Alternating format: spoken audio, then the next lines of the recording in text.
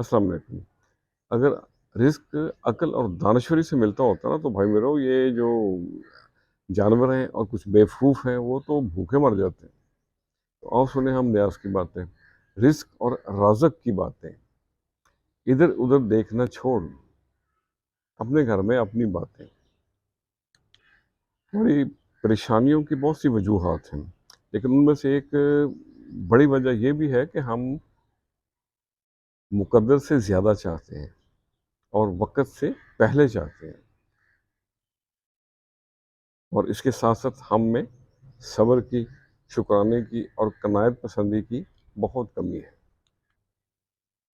یہ دنیا جو ہے نا یہ ملتی ہے نصیب سے اور آخرت محنت سے، لیکن ہم دنیا داری میں ایسے گم ہوتے ہیں کہ آخرت کی محنت ہی چھوڑ دیتے ہیں اور آخرت کو نصیب پہ چھوڑ دیتے ہیں۔ وہ کہتے ہیں نا کہ ایک پنجابی کی سرائکی کی کہاوت ہے کہ اکثر لوگوں کا کنسیپٹ کیا ہے، ایو جہان مٹھا اگلا کیا ڈٹھا، پر جو کچھ ہے ادھر ہی ہے، ادھر ہی دیکھو، آگے کس نے دیکھا ہے۔ تعلیم ضرور حاصل کریں لیکن تربیت بہت ضروری ہے۔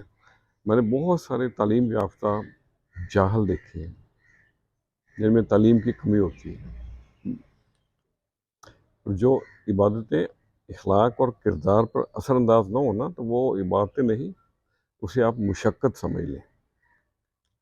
تو میرے بھائیوں، میرے پیاروں، وقت پہ کام کریں۔ وہ کہتے ہیں نا کہ ویلے دی نماز تے کویلے دی ٹکرا، تو ہر کام اپنے ٹائم پہ ہی اچھا لگتا ہے۔